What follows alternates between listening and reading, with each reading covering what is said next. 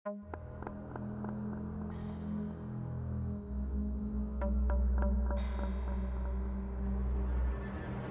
araw po, Sir Misteryo. Tawagin niyo na lang po akong Ruel. Ang ibabahagi ko po ang karanasan ko nung minsan po akong kumuha ng isang hulugang bahay sa Santa Rosa, Laguna. Noong 2021, naghanap ako ng murong bahay na maaaring hulugan dahil nais ko pong mag-ipon at maghanda para sa kasal namin ng aking kasintahan. Nakakita ako ng magandang alok, isang hulugang bahay na iniwan daw ng dating may-ari. Halos kalahati na lang daw ang babayaran at kailangan na lamang ituloy ng susunod na kukuha. Malaki ang espasyo at mura lang ang hulog kaya hindi na ako nagdalawang isip. Sa unang tingin, maayos ang bahay. May bakuran, 2 palapag at maluwag na sala. Ngunit kahit maayos ang itsura, ramdam ko agad ang kakaibang bigat ng paligid. Parang may mabigat na nakadagan sa hangin. Ngunit iniisip ko na baka guni-guni ko lang iyon. Dala ng kaba at saya ng pagkakaroon ng sariling bahay. Habang inaayos ko ang gamit ng mga unang linggo, napansin ko ang kakaibang lagkit ng sahig sa may kusina. Parang may mga mantsang hindi matanggal kahit paulit-ulit kong linisin. Sa gabi, naririnig ko ang tunog ng paglalakad na sobrang bigat na bagay mula sa itaas. Ay may biglang kalabog na tila may mabigat na bumagsak, ngunit wala akong makitang dahilan. Lumipas ang mga araw at nagsimulang maging mas matindi ang mga pangyayari. Sa kalagitnaan ng gabi, nagigising ako sa tunog ng iyakan. Mahinang iyak ng mga bata na tila nanggagaling mula sa sala. Kapag susuriin ko, wala akong ibang nakikita kundi dilim at katahimikan. Subalit minsan, nakikita ko sa gilid ng aking paningin ang anino ng isang babae na nakaupo sa sahig. Hawak ang isang sanggol. Kapag titignan ko ng diretso, naglalaho ito. Isang madaling araw, nagising ako sa kakaibang lamig. Sa pagtayo ko, napansin ko na bukas ang ilaw sa kusina. Pagbaba ko, natigilan ako sa aking nakita. Ang lamesa ay puno ng mga plato at kubyertos. Nakahain na parang may kakain. Ngunit ang mga plato ay may bahid ng pulang mantsa na parang dugo. Mabilis akong umatras at isang iglap na wala lahat ng iyon. Ang tanging nakikita ko na lang ay madilim na kusina. Hindi naglaon. Nalaman ko mula sa isang matandang kapitbahay ang totoong nangyari sa bahay na iyon. Ang dating nakatira ay isang padre de pamilya na nawalan ng trabaho at nagkaroon ng matinding depresyon. Isang hating gabi, pinagpapatay niya ang buo niyang pamilya, ang kanyang asawa at 3 anak gamit ang matalim na bolo. Pagkatapos ng karumal-dumal na ginawa niya, nagbigti siya sa mismong hagdan ng bahay na iyon. Simula noon, naiwan ang bahay na walang nakakatagal.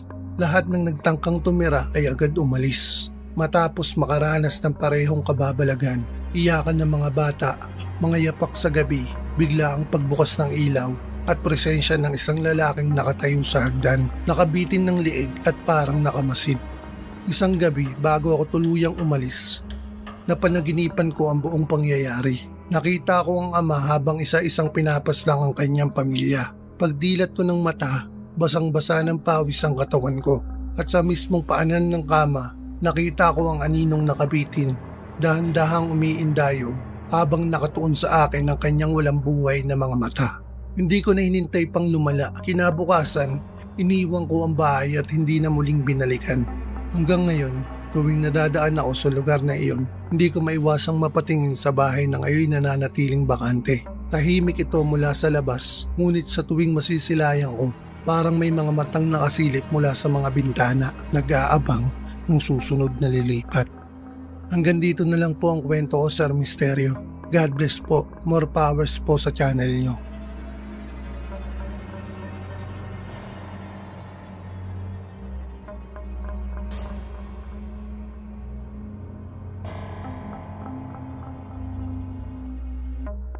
Magandang araw po, Sir Misteryo.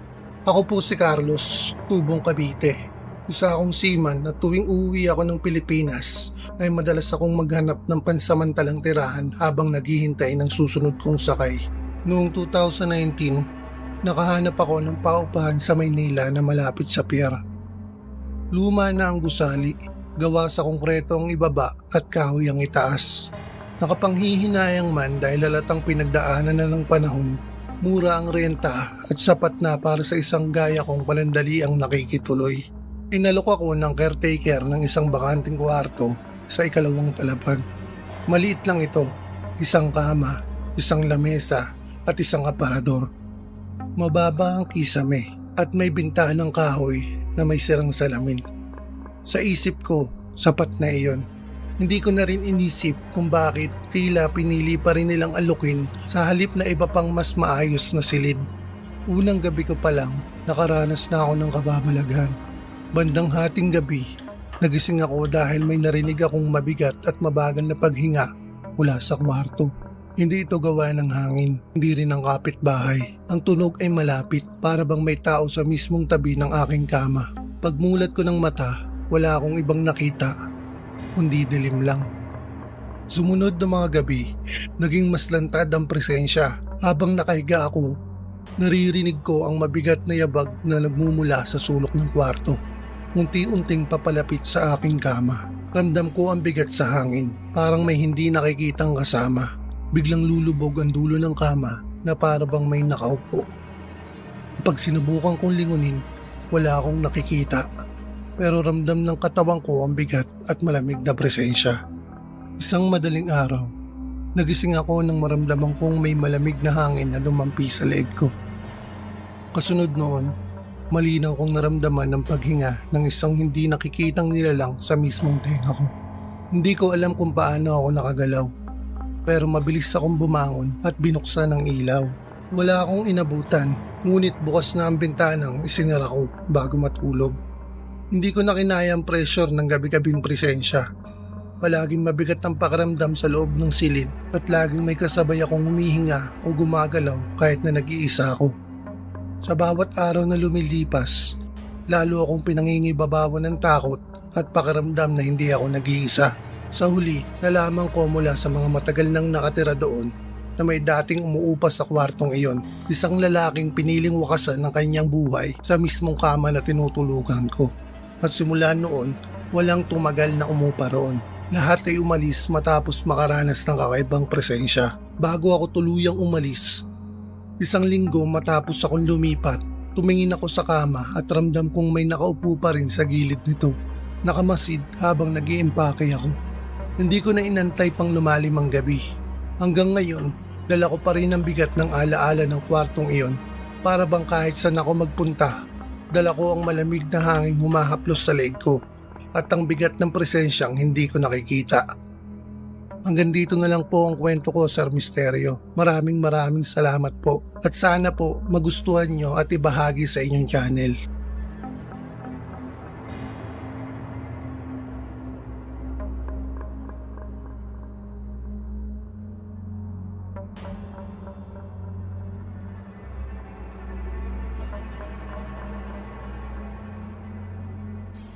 Magandang araw po sa inyo, Sir Misteryo, at sa lahat po ng mga nakikinig. Itago niyo na lang po ako sa pangalang Maris, taga Cabuyao, Laguna, at isa po ako sa mga nakaranas ng isang nakakakilabot na karanasan sa paupahan malapit sa isang mall sa Santa Rosa. Noong 2022, nagpasya kaming 5 magkakaibigan na maghanap ng tirahan malapit sa trabaho. Ako, si Joyce, Thea, Rona at Mika, pare-pareho kaming size lady sa SM. Kaya malaking tulong kung makakahanap kami ng malapit na paupahan. Na pag-iikot namin, may nakita kaming 2 palapag na bahay na pinauupahan, di kalayuan sa mismong mall. Mura ang renta at sapat ang espasyo para sa aming 5, kaya agad kaming nag-ambagan. Ang bahay ay may 2 kwarto sa itaas, isang maliit na sala at kusina. Ngunit ang hindi namin makakalimutan ay ang hagdan. Kahoy ito, luma at numinipis na ang gilid. May kakaibang pakiramdam sa tuwing dadaan ka roon, para bang may malamig na mata na nakatingin mula sa itaas. Sa unang linggo, normal pa po ang lahat. Nasanay kami sa bagong paligid at masaya kaming magkakasama. Ngunit isang gabi, habang nag-uusap at nagtatawanan kami sa sala, bigla kaming napahinto nang makarinig na mabigat na yabag mula sa ikalawang palapag. Sa una, inakala namin kapitbahay lang, pero malinaw na mula iyon sa mismong loob ng bahay. Nang tumingala kami sa hagdan, wala kaming nakita kundi kadiliman. Lumipas ang mga araw at nagsimulang maranasan ng bawat isa sa amin ang kakaiba. Si Joyce ang unang nakapansin. Habang naglalaba siya sa likod ng bahay, nakita niya sa bintana ng ikalawang palapag ang imahe ng isang babaeng nakatayo sa tabi ng hagdan. Nakaputing damit, nakatungo ang ulo at mahaba ang buhok na tumatakip sa mukha. Sa sobrang takot, hindi niya nagawang magsalita at nang kumurap siya, wala na ang babae. Si Thea naman ay nakaranas ng matinding mga bangungot. Araw-araw, nagigising siya ng madaling araw na pawis at sinasabi niyang parati niyang nakikita sa panaginip ang isang babaeng nakaupo sa hagdan. Nakatitig sa kanya ng masama, para bang may gustong gawin sa kanya na hindi maganda. Hindi nagtagal, nagsimulang magkaroon ng mga pasa at gasgas sa katawan si Rona. Sa una, akala niya ay aksidente lamang. Ngunit lalong dumadalas na mayroon siyang pasa sa bandang hita at braso na para bang hinahawakan at pinipisil ng mahigpit. Doon na siya natakot. Lagi rin siyang nakakaramdam na parang may nakatayo sa likuran niya habang siya'y naliligo sa banyo. Ang pinakamatinding sinapit, si Mika. Isang gabi, siya ang natasang bumili ng ulam at sa pagbabalik niya, pag-akit niya ng hagdan, biglang bumigat ang kanyang katawan. Para bang may nakasabit sa leeg niya. Bigla siyang bumagsak at nawalan ng malay. Pagkatapos noon, nanaginip siya ng babaeng nakaputi na nakaupo sa hagdan. Paulit-ulit na sinasabi sa kanyang hindi siya pwedeng manatili sa bahay dahil walang ibang babaeng pwedeng pumalit. At ang naranasan ko naman mula dun sa kakaibang nilalang, ang pinakaklaro sa lahat, bandang 12:00 ng gabi habang nag-aayos ako ng mga damit, narinig ko ang mahinang hikbi mula sa hagdan. Dahan-dahan akong lumapit at doon ko nakita ang imahe ng babae. Nakaupo sa gitna ng hagdan, nakasubsob ang muka, nanginginig ang balikat na tila umiiyak. Ngunit nang itaas niya ang ulo, nasilayan ko ang mga mata niyang puno ng puot at galit. Ang leeg niya ay may marka ng lubid at doon ko lang naunawaan, hindi lang siya nagpakamatay, kundi nananatili siya sa hagdan kung saan niya sinabit ang sarili niya. Lumipas pa ang mga araw at nakumpirma namin mula sa mga kapitbahay ang kasaysayan ng bahay. Ang babaeng iyon ay dating nakatira roon. Matagal na siyang naghihintay sa kanyang kinakasama. Isang lalaking hindi na muling umuwi matapos sumama sa ibang babae. Dahil sa sobrang selos at sama ng loob, isinabit niya ang sarili niya sa mismo hagdanan. At simula noon, doon na siya nagmumulto. Hindi siya nagpapakita sa mga lalaki. Ngunit ang mga babaeng tumitira sa bahay ay sila lamang ang pinapahirapan. Para bang sila ang sinisisi niya sa lahat ng kanyang galit at pagkatalo. Hindi na kami nagtagal, ilang linggo pa lang, nagdesisyon na kaming umalis.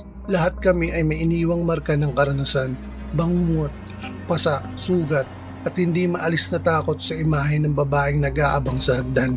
Hanggang ngayon, hindi ko makakalimutan ng pangyayari na iyon.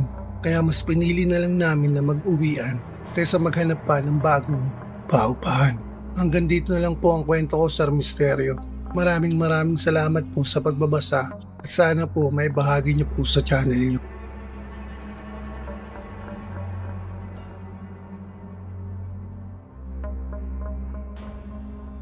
Magandang araw po sa lahat ng mga nakikinig sa channel ko. Ako po ang inyong lingkod, Misteryo. Bago po tayo magsimula, huwag niyo pong kalilimutang mag-subscribe, mag-like at i-comment ang inyong sariling mga nakakatakot na karanasan. Malaking tulong na po ito para sa akin. Maraming salamat po.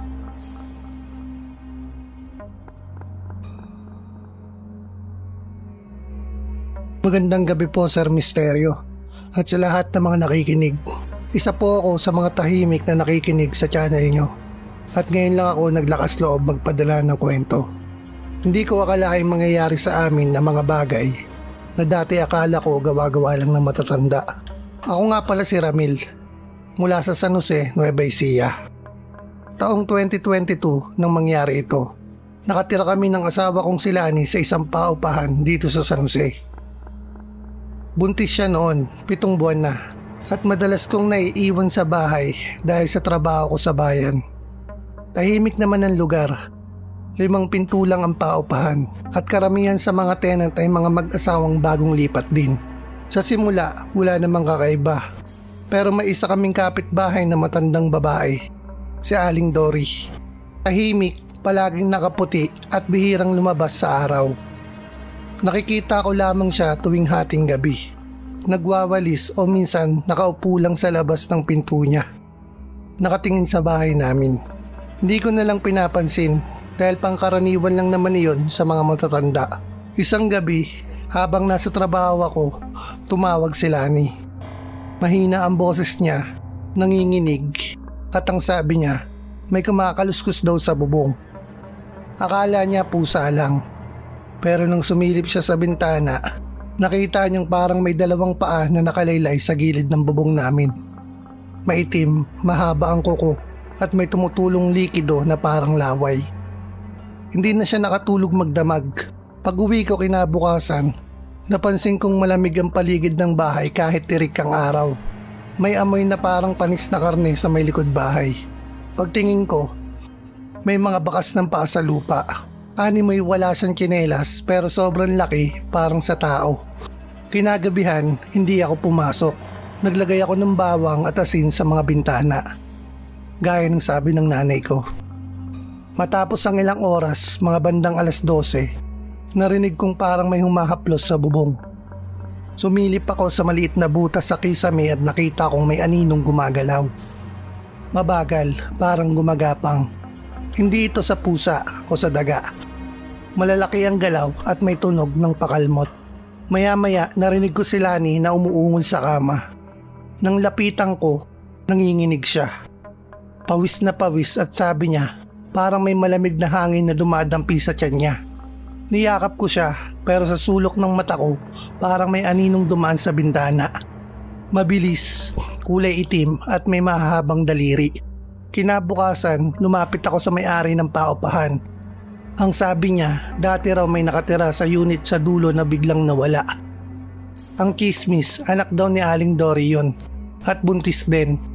Pero natagpo ang wala ng buhay, tuyot na tuyot ang katawan niya na para bang nilamon ng kung ano. Kinagabihan, nagdasal ako ng matagal. Naglagay ako ng buntot pagi at rosaryo sa may pintuan na nanggaling sa pinsang kong si Jory. Pero bago ako makatulog, naamoy ko na naman yung panis na karne. Nang lumabas ako sa kusina, nakita akong nakabukas ang bintana at may bakas na kamay na parang mahabang kuko sa may bakal na rehas. Kinabukasan, hindi na kami nagdalawang isip.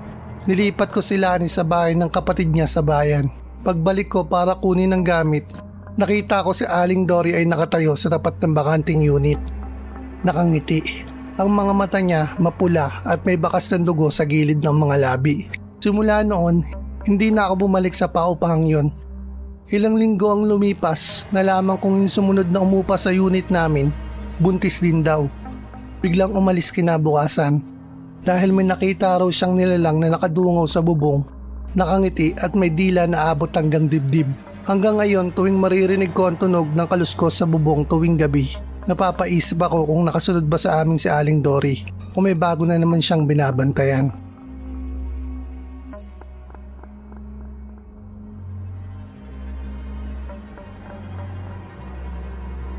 Magandang araw po Sir Misterio, pati na rin po sa lahat ng mga nakikinig sa channel mo. Tago niyo na lang po ako sa pangalang Lynn, isang dressmaker.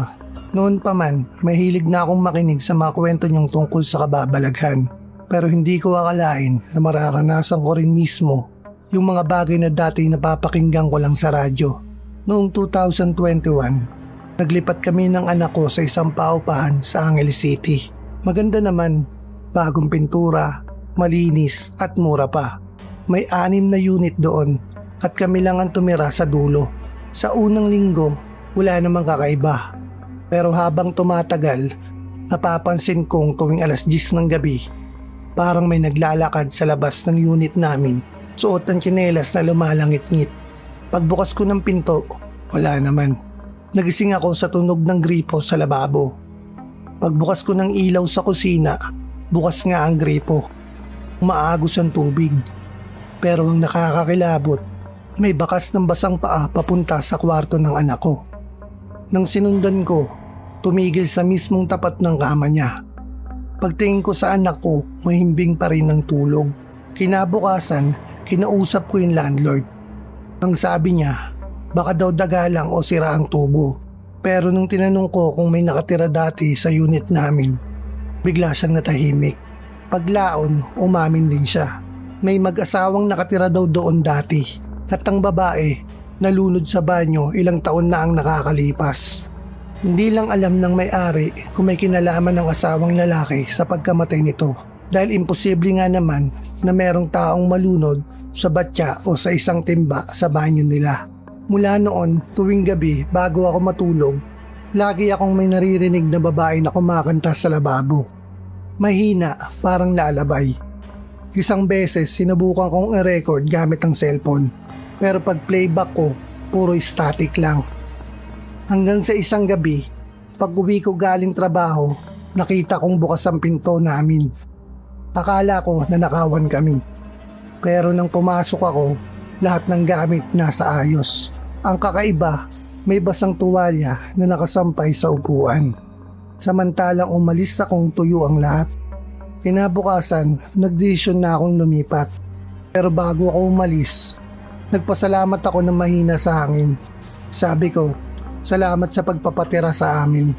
Hindi ko alam kung bakit ko nasabi yon, pero parang kailangan ko lang talaga magpaalam. Hanggang ngayon, kahit nasa bagong bahay na kami, minsan kapag gabi, naririnig ko pa rin yung parehong himig mula sa lababo.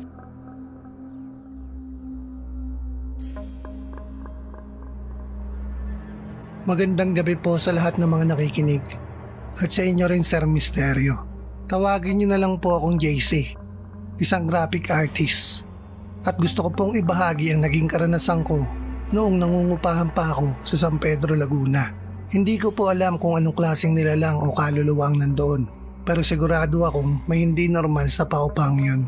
Noong 2022, lumipat ako sa isang maliit na apartment malapit sa highway. Isang kwarto lang siya, pero maayos at mura. Ang sabi ng may-ari, dati raw may call center agent na nakatira doon, pero umalis bigla dahil nagka-problema raw. Hindi ko na po yun pinansin. Unang gabi ko pa lang, medyo hindi na ako mapakali. Ramdam mo talaga na malamig sa loob kahit tanghaling tapat.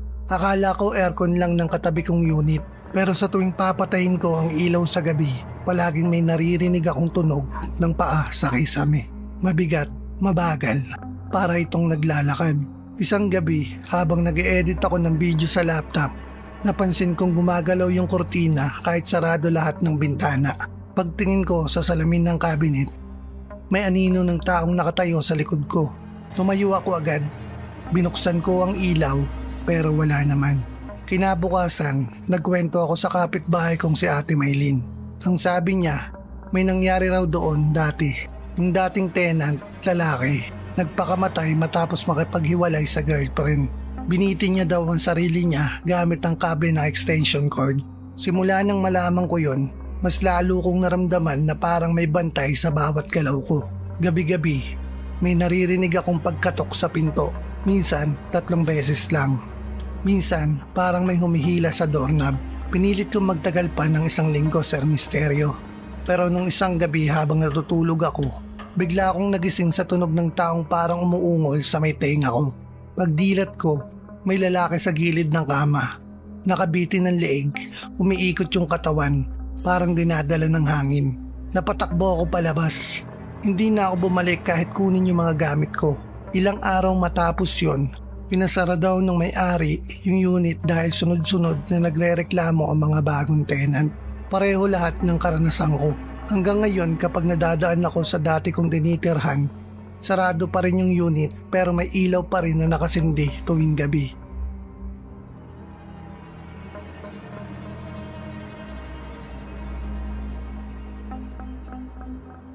Magandang gabi po, Sir Misteryo. At sa lahat ng katulad kong masugid na nakikinig sa channel mo. Matagal-tagal na rin po akong nakikinig sa programa nyo. Pero ngayon lang ako nagkalakas loob magpadala ng sarili kong kwento. Tawagin nyo na lang po akong Tess, taga Imus, Cavite. Isa po akong may-ari ng maliit na paupahan dito sa Imus. Akala ko noon simpleng negosyo lang to. Pero hindi ko alam may nakatago palang kakaiba sa isa sa mga unit namin. May 6 kaming paupahang kwarto sa compound at sa likod bahagi may isang lumang unit na halos 2 taon ng bakante. Dati, mag-asawa ang umuupa ron. Tawagin na lang nating Mang Romy at Aling Pe. Pero bigla na lang silang umalis isang gabi. Hindi man lang nagpaalam. Naiwan pa nga yung ibang gamit nila. Matapos yun, kahit ilang beses kong ipaayos at ipapost online, walang gustong tumira. Laging sinasabi ng mga pumupunta na mabigat ang hangin sa loob. Noong June 2023, may bagong mag-asawang umupa. Tago na lang po natin sa pangalang Jomar at Lisa. Akala ko okay na, pero pagkalipas lang ng 2 linggo, bigla silang lumapit sa akin. Takot na takot. Ang sabi ni Lisa, gabi-gabi daw may kumakatok sa pinto nila, mga bandang 12:00, pero pag sinilip nila, walang tao. Minsan daw, pagising ni Lisa sa madaling araw, nakita niya raw sa salamin ng cabinet na may babaeng nakaupo sa kama, nakatalikod at nagsusuklay ng buhok. Akala niya nananaginip lang siya. Pero nang pumikit siya sandali at tumingin ulit, wala na. Dumating sa puntong umalis na lang sila nang hindi nagpapaalam. Naiwan nila ang kalahati ng mga gamit nila gaya ng mga nauna. Napilitan akong patignan yung unit sa isang albularyo. Sabi ng matanda, may babaeng namatay daw doon. Dati raw kasambahay ni Mang Romy at Aling Pe. Nagpakamatay daw dahil nabuntis ng amo. Simula noon, doon na siya namalagi. At ayaw niyang may ibang tumitira sa kwarto niya. Sinubukan kong ipasara yung unit. Pero gabi-gabi, kahit walang nakatira, may naririnig akong naghuhugas ng pinggan o mga tunog ng mga kutsara at plato. Minsan umaabot pa sa kabilang unit ang tunog. Ngayon po Sir Misteryo, pinasementohan ko na lang yung pinto. Hindi ko na rin pinapaupahan. Pero kahit ganun, kapag dumadaan ako sa tapat, parang may naririnig pa rin akong tao sa loob.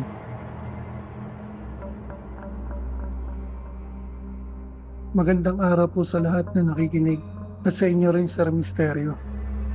Ngayon ko lang po isasend ito sa mga channel na kagaya ng sa inyo Sir Misteryo.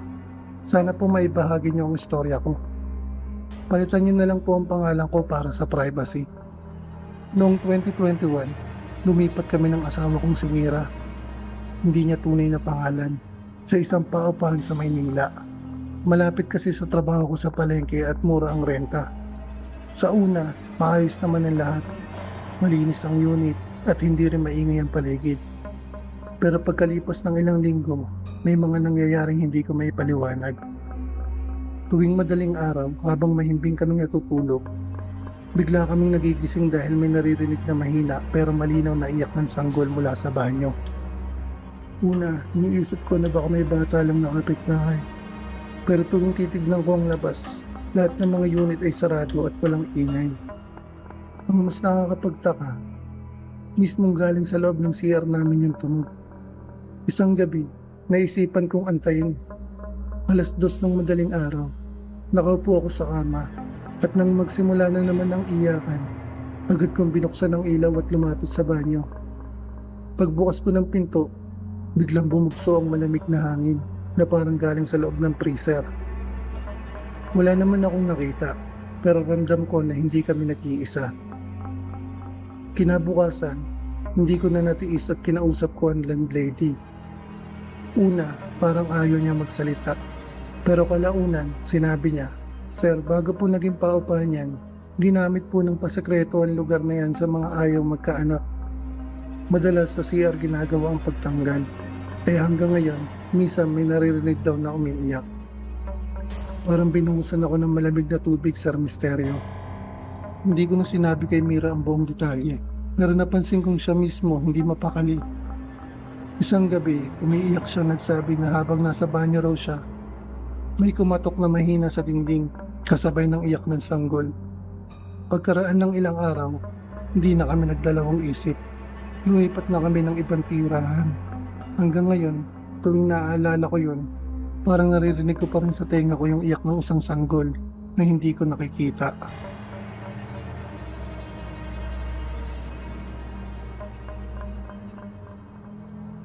Magandang araw po, Sir Misteryo, at sa lahat ng mga nakikinig. Ako po si Eric, hindi ko po tunay na pangalan. 31 years old, isang jeepney driver mula sa Pasig.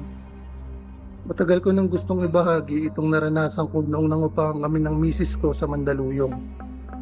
Noong 2021, naghanap kami ng isang maliit na apartment. Mura lang ang renta at malapit sa terminal ng jeep, kaya hindi na kami nagdalawang isip. Sa unang linggo, parang normal lang, pero napapansin namin laging mabigat ang pakiramdam sa sala. Laging malamig doon kahit tanghaling tapat at hindi naman naka-electric fan. Isang gabi, bandang 12:00, nagising ako dahil parang may kumakalabog sa kusina. Nung tumayo po ako, nakita ko na nakabukas ang ilaw at yung mga plato at baso ay nasa sahig.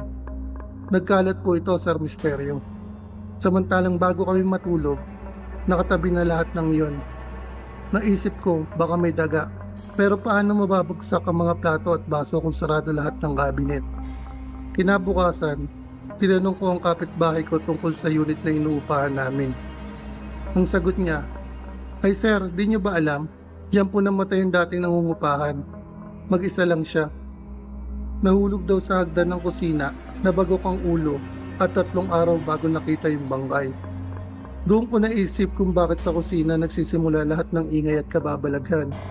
Habang kumakain kami ng misis ko, narinig namin parang may humahagikik sa ilalim ng mesa. Nung silipin ko, wala namang tao. Hindi na kami nagtagal, makalipas lang ang 2 linggo. Nag-impake kami at lumipat ng ibang paupahan. At hanggang ngayon, tuwing dumadaan ako sa lugar na yon, napapansin ko laging sarado ang unit. Wala na atang ibang nangungupahan.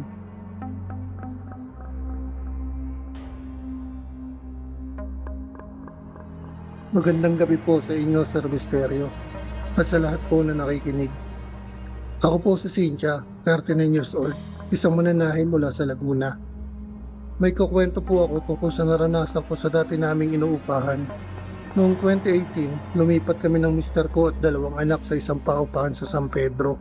2 palapag yon, tig-iisang unit sa magkabilang gilid. Sa una, ayos naman, pero yung kapitbahay namin, isang matandang babae, lagi kaming tinititigan ng masama. Napansin ko na tuwing umaga, kapag naglalaba ako, nandun siya sa may bakuran. Nagbubulong habang nakatitig sa amin. Nung una, inisip ko, normal lang kasi matanda na.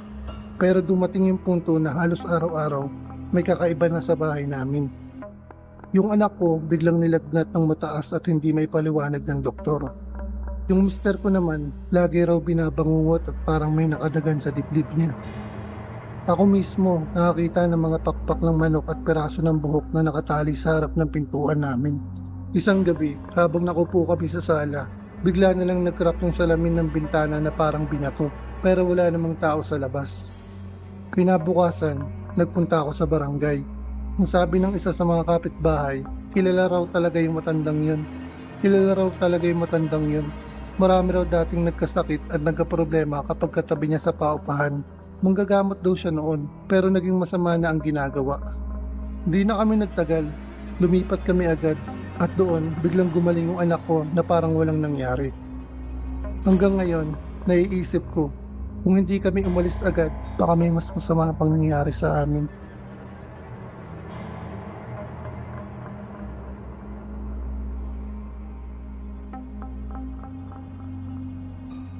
Hello po, Sir Misterio. Ako po si Monica, 26 years old. Isang sales lady dito po sa Maynila. Gusto ko pong ibahagi ang naranasan ko sa dati kong inuupahan. Noong 2020, nakahanap ako ng bed space sa may Santa Cruz. 4 kami sa isang kwarto, tig-iisa ng higaan. Una, okay naman at mura ang renta. Pero sa ikalawang linggo, nagsimula na yung mga kakaiba. Tuwing madaling araw, maririnig namin parang may naglalakad sa hallway. Mabigat yung hakbang, parang lalaki. Kapag sisilip kami, wala naman. Ang mas nakakatakot, minsan naririnig namin na parang may kumakatok sa pinto ng kwarto. 3 beses lang, tapos tatahimik na po kaagad. Isang gabi, habang natutulog ako, nagising ako kasi may humihila sa kumot ko. Akala ko isa sa mga kasama ko, pero nang tumingin ako, lahat sila mahimbing ang tulog. Nanlaki ang mata ko kasi yung kumot ko nasa sahig na at parang may nakaapak na paa sa ibabaw. Kinabukasan, nagkwento yung isang tenant na matagal na sa boarding house. Ang sabi niya, dati raw may isang lalaki na nakatira sa unit na iyon. Lagi raw umuuwing lasing. Isang gabi, Nagbaril sa loob ng kwarto. Doon mismo sa tapat ng pinto kung saan laging may kumakatok. Sir Misterio, hindi na po ako nagtagal. Ilang linggo lang, lumipat na rin ako. Pero may isang bagay akong hindi makakalimutan. Bago ako lumabas ng huling gabi sa paupahan, narinig ko ulit yung tatlong katok. Pagbukas ko ng pinto, walang tao. Pero may amoy pulbura na parang bagong putok na baril.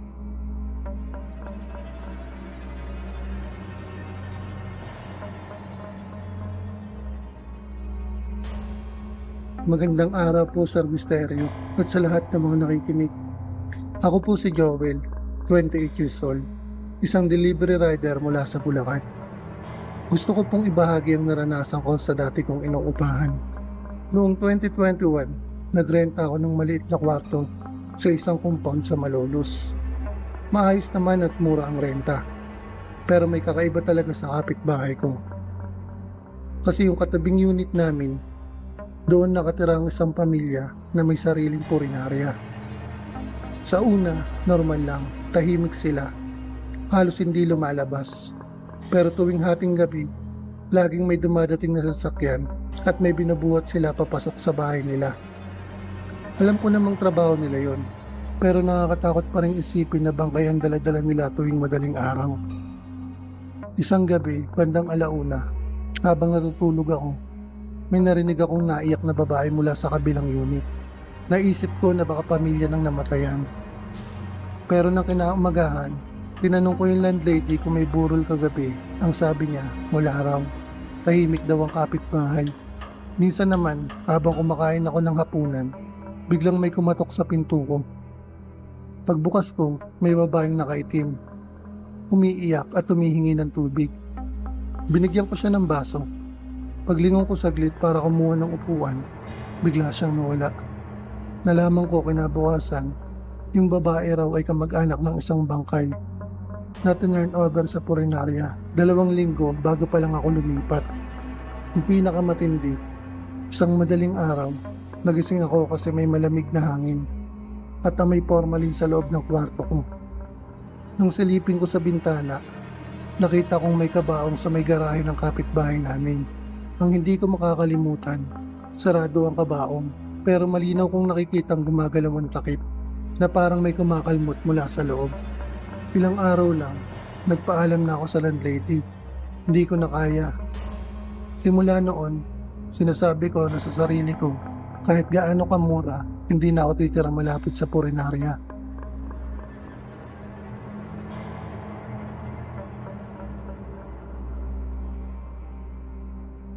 Magandang gabi po, Sir Misterio. Itago niyo na lang po ako sa pangalang Rodel, 36 years old, isang mekaniko mula sa Tondo, Manila. Gusto ko pong ibahagi ang karanasan ko sa isang inuupahan namin dati na parang minamalas lahat ng tumitira. Noong 2019, lumipat kami ng asawa ko at 2 anak sa isang apartment sa may Sampaloc. Maganda yung unit, medyo mura ang renta at malapit sa trabaho ko. Pero halos unang linggo pa lang, sunod-sunod na kamalasan na agad ang nangyari. Una, nawalan ng trabaho ang asawa ko. Bigla na lang siyang natanggal kahit matagal na siyang empleyado.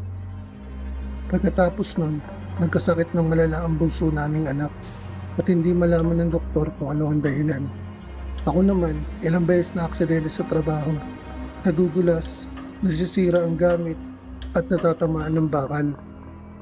Isang gabi, kinausap ako ng kapitbahay.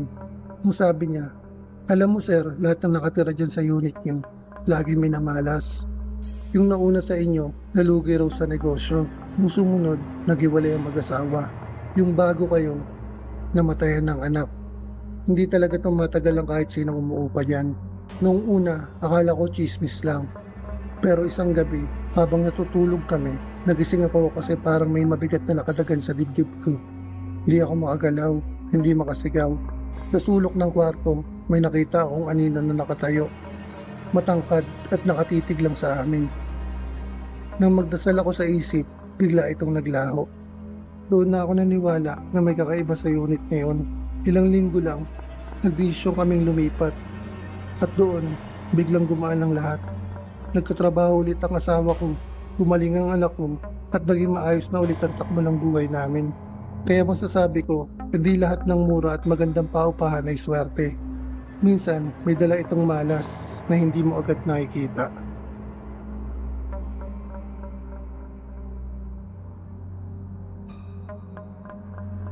Magandang araw po, Sir Misteryo, at sa lahat ng mga nakikinig. Hindi ko lang po alam kung marami ang hindi maniniwala, pero depende na po sa kanila yon. Sana po maibahagi ninyo itong karanasan ko. Ako si Nestor, 41 years old, isang tricycle driver mula sa Quezon City. Gusto ko pong ikwento ang kakaibang naranasan namin ng asawa ko sa paupahan na tinirahan namin dati. Noong 2020, lumipat kami sa isang maliit na apartment sa Minavaliches. Murang-mura ang renta kaya kinuha agad namin. Pero simula pa lang, hindi na kami nagkasundo ng misis ko. Madalas kaming mag-away kahit sa maliit na bagay.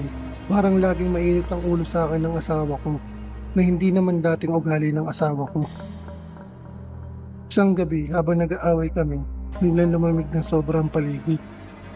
Pagkatapos nun, hindi na ako nakatulog ng maayos. Madalas akong magising kasi naririnig ko na parang may boses na lalaki sa tabi ng kama. Mahina lang, pero malinaw na may kausap at kinakausap niya ang asawa ko. Minsan, nagising ako ng 10 oras at nakita ko yung misis ko na nakaupo sa gilid ng kama. Nakapikit pero parang may kinakausap. Para bang may taong nakaupo rin sa harap niya. Pero ang tanging nakikita ko lang ay bakanting espasyo. Isang araw, nakachismisan ko yung kapitbahay. Ang sabi niya, "Diyan sa unit na yan, sir, may lalaki dati na tumira na sobrang seloso. Lagi niyang pinag-iinitan yung asawa niya hanggang sa magkasakitan sila. Diyan mismo sa kwarto na tagpo ang patayong lalaki. Matapos niyang saktan ng misis niya, hindi na rin alam kung saan na napunta yung babae. Simula nun, mas lalo kong napansin na tuwing gabi, laging parang may humahaplos sa buhok ng asawa ko habang natutulog siya. At madalas, nagigising ako kasi nakikita ko siyang parang may ngiti sa labi, pero hindi dahil sa akin. Hindi ko na kinaya, pinausap ko na ang misis ko para lumipat kami. Doon lang nawala yung bangungot at pag-aaway namin. Hanggang ngayon, iniisip ko, baka may naiwan talaga sa unit na yon. Isang elementong may gusto sa asawa ko at ginagamit ang away namin para makalapit siya.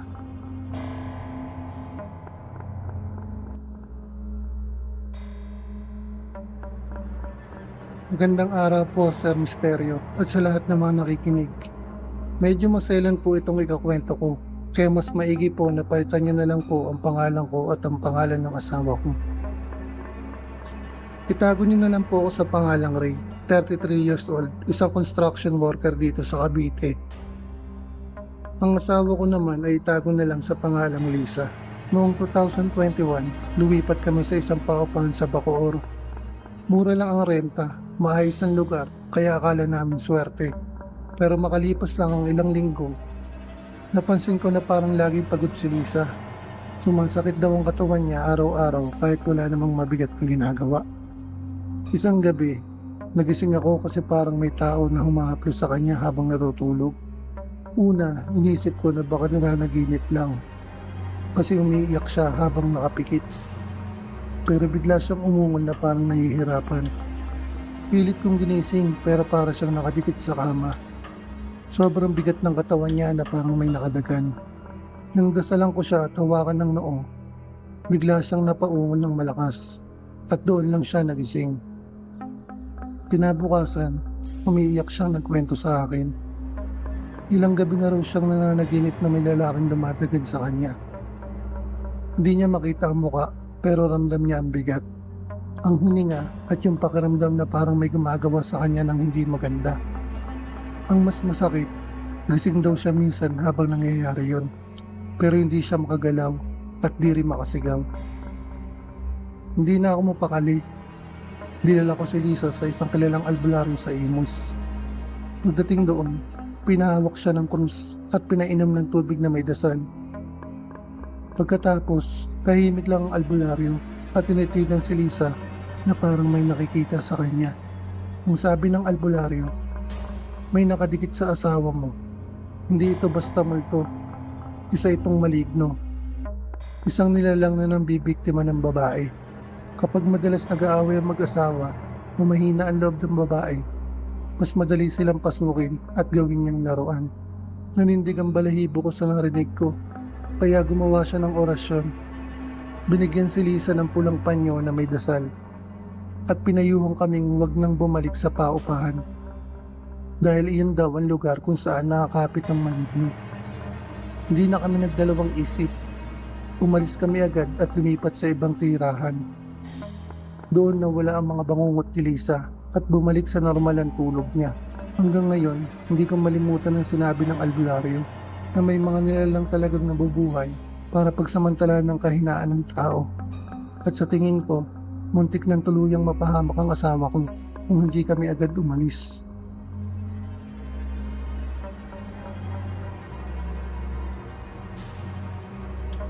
Magandang gabi po, Sir Misterio.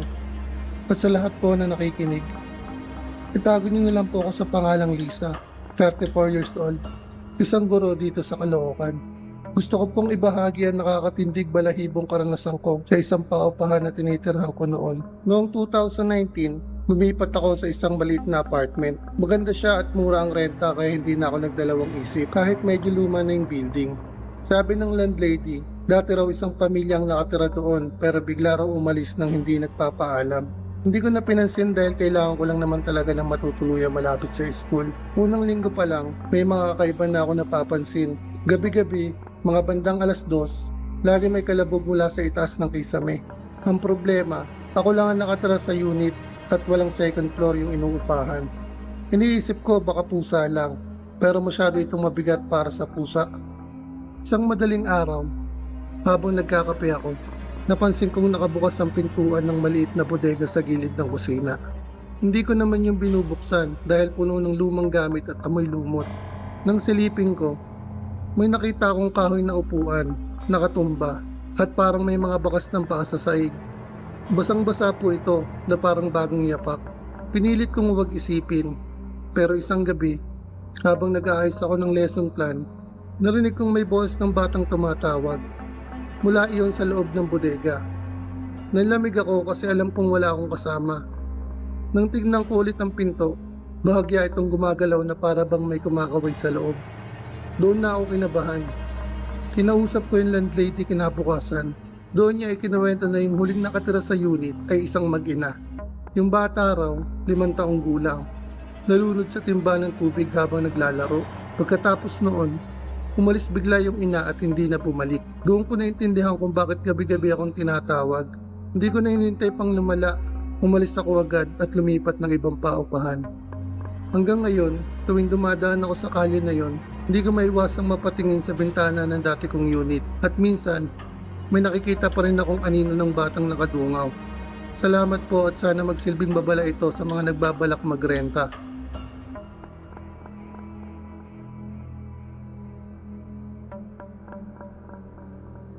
Nangyari ito noong 2022 sa inuupahan kong maliit na kwarto malapit sa campus. Ako nga po pala si Arman, 22 years old, isang working student dito sa Iloilo. Sa umpisa, wala namang kakaiba. Tahimik ang lugar at mura ang renta. Pero may isang bagay na lagi kong napapansin. Na tuwing uuwi ako ng gabi, laging mabango ang paligid ng bintana ko. Amoy sampagita at damo. Kahit wala namang halaman o puno sa paligid. Nung una, hindi ko pinapansin. Pero isang gabi, habang nag-aaral ako, mga bandang 11:00 na po ata yun, Sir Misterio. May kumatok sa bintana ako. Pagtingin ko, may isang lalaking nakatayo sa labas.